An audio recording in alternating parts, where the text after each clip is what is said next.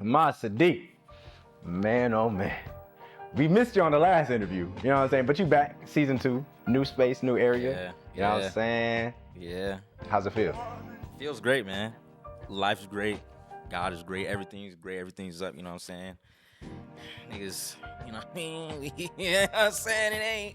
It ain't nothing us, you know what I mean?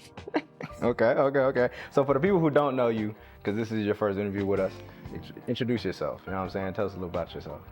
My name is Mad Sadiq. I'm from Charlotte, North Carolina. You know, I make music. I'm an artist. What else? I like to play soccer. My favorite show is The Boondocks. You know, 23 years old. Okay, cool. A little weak ass introduction. So what was your time like in North Carolina? Like growing up? Yeah. And then when did you come to Atlanta? So I came to Atlanta for college. And that was 2017. Then my time in North Carolina, honestly, bro, it was like that was just life, like world view and everything. Like I knew other things existed, but Charlotte just was, you know, I grew up there. That's all I really knew until I started like traveling other places for real. So, I think it was pretty dope. I grew up, I moved around a lot. So like I've gotten a good taste, I'd say, of a lot of different environments when it comes to just like city living or low income living or suburban or rich neighborhood, you know, so yeah. Okay, so how would you describe your childhood overall? Would you say it was like?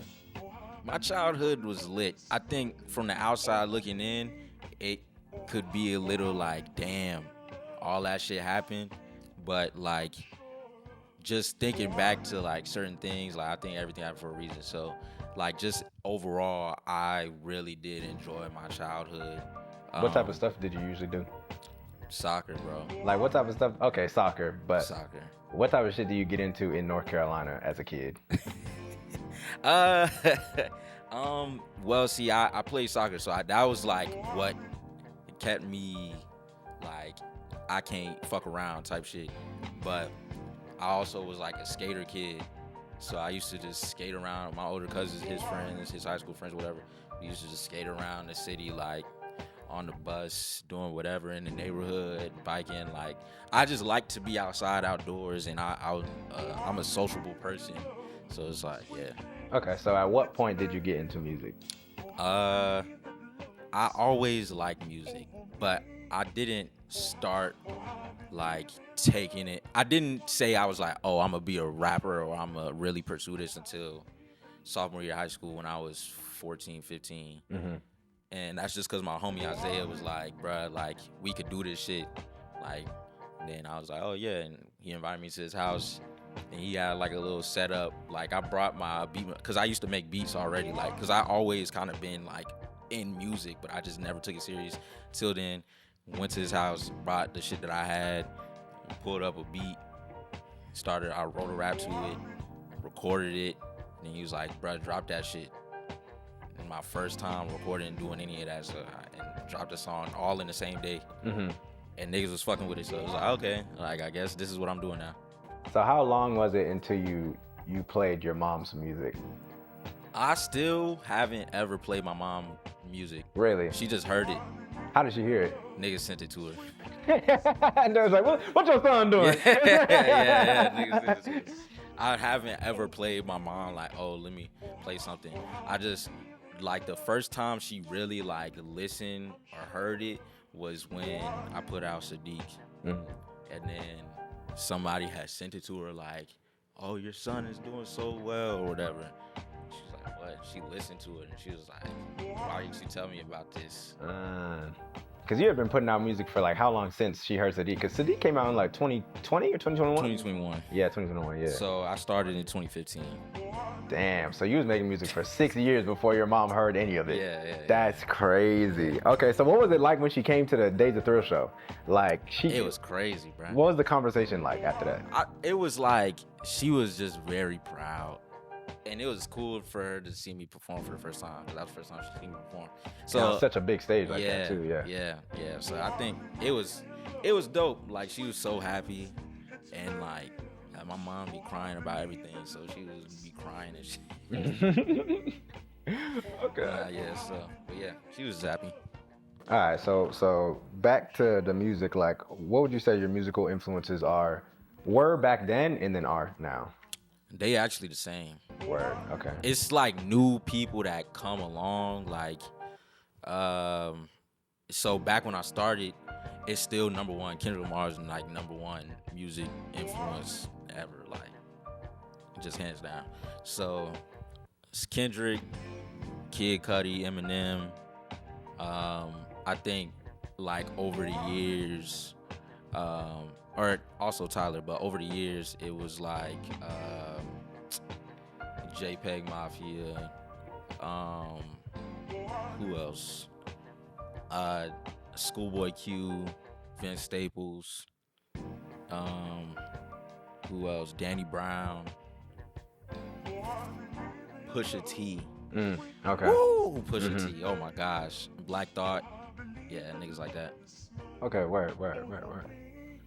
So, like, how do you implement any of those musical influences into your music? I just be trying to mix it all together. Like, for like Kendrick, honestly, Kendrick is my number one just because of like conceptually the way he like lines shit up. I really like that, like the way he formats a lot of certain things, whatever. So that's kind of where I take my influence from him, and that's like the foundation of everything I do. But then it's also like the feel, like Tyler is more like on the production side, then like JPEG Mafia is more like just that energy. Who else? Eminem is obviously like lyricism, Black Thought lyricism type shit like that. Yeah, so. Okay, word. So, how did any of that influence the Milkman? Who is the Milkman? I'm the Milkman. I embody the Milkman. Everything about me is the Milkman. That is me. That's my shit.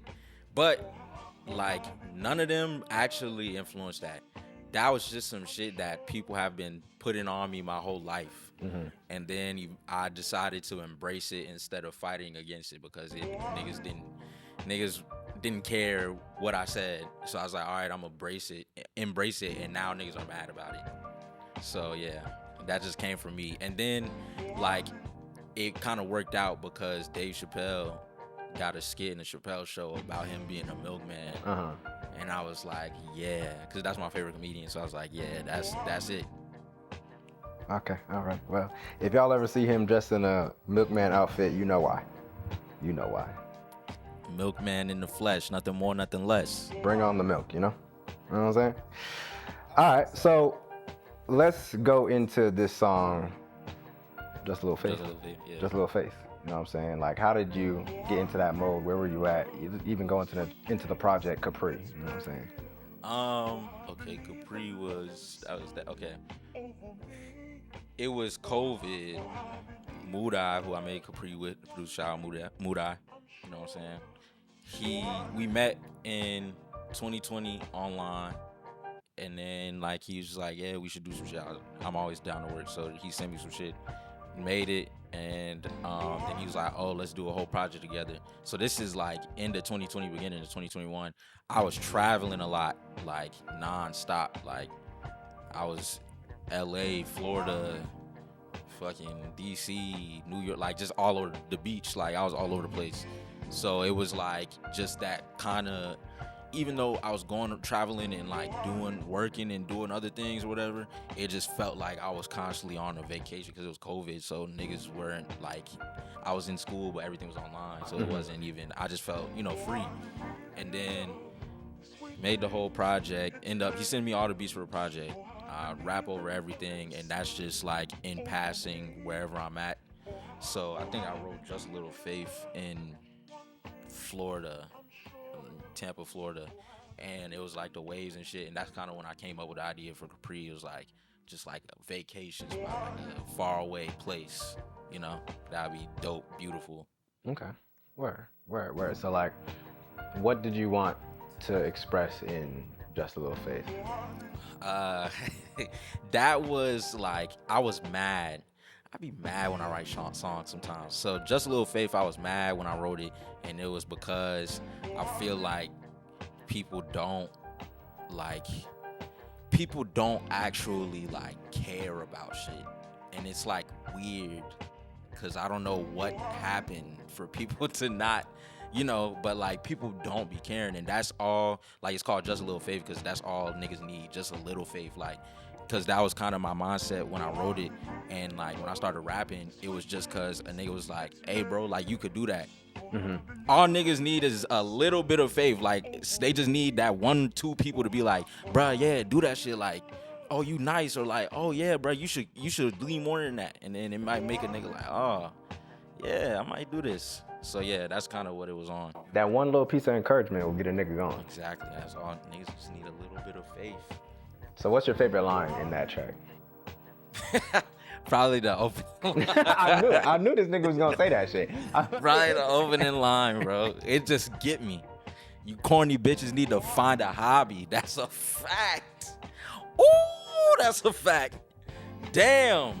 Because that goes back into them not caring about nothing. Like, they just fanning around, doing whatever, and they don't actually got nothing that they care about that they do, like, on a daily basis, weekly basis, whatever. They need to find a hobby. They need to find a hobby. Okay, so what's a life lesson that you picked up just all your life? Because what, you're 24 now? 23. 23 now. Wow, what you saying, man? Yeah. Yeah, okay. So in your 23 years of living, what's a life lesson that you picked up? It's a couple. It's everything happens for a reason. It's nothing in life is for free. And it's be real, it's stay original, my motto. Yeah, the shit that I came up with. Yeah. Broso! Mm-hmm. Okay. So I was gonna, ask you how you stay authentic, but like, you have the motto, bro. So like, yeah, that's literally it. Like, cause that was just my thought process into it. Like, cause I feel like that is kind of the basis of like personality and humanity. Like, being real and stay original, like being real, the side of like kind of understanding your situation and being genuine and stuff like that. When it comes to people, relationships, everything like that. Then on the other side is the stay original side, and that just comes like on artistic things, like or creating, like whatever. Even when it comes down to the shit you wear, the way you talk, the way you do your hair, shit like that. It's like, just stay original, be you. You know what I'm saying? Okay, so how would you describe your sound?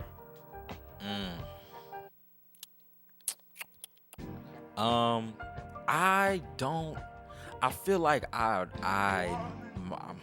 lot of my music, like, my music don't really sound similar, but I feel like it just, in a general sense, I make music for people who are confident in themselves and who love themselves. So whatever that sounds like to those people, cause that, like, I be thinking about that when I listen to my music, like, damn, I don't know what, like, what this would sound like. It's just, Where do you want to take your career? As far as it. Far, bro. Cause I was just having this conversation the other day. It's like access, just like being able to do whatever, whenever, you know what I'm saying? And that just comes with having this certain amount of access. And like, I'm not huge. I never been like, oh, I want to be like famous. That's like some kid shit to me. But like, in terms of access is, the capital and the like acumen to be able to like be in the vicinity where somebody who is super famous is able to have a huge influence on people and like be able to, you know, communicate with them or collaborate with them or whatever, you know what I'm saying? So however far I need to go for that, or my career needs to go for that, like that's what I'm trying to take it. Mm-hmm. Okay. All right. Last couple questions is how would you describe a bitch ass nigga? A bitch ass nigga is somebody who isn't real with themselves, with the people around them, that lies to themselves, and then who isn't original. You know what I'm saying?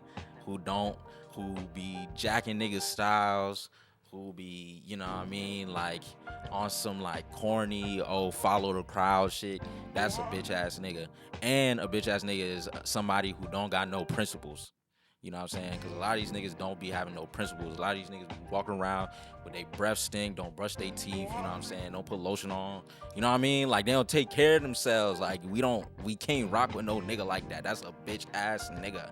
You know what I mean? A lot of these niggas be smacking up women, be out here drugged up all the time, you know what I'm saying? Popping perks. Yeah, we don't fuck with y'all. I'm gonna be honest. Go get help. Go get help.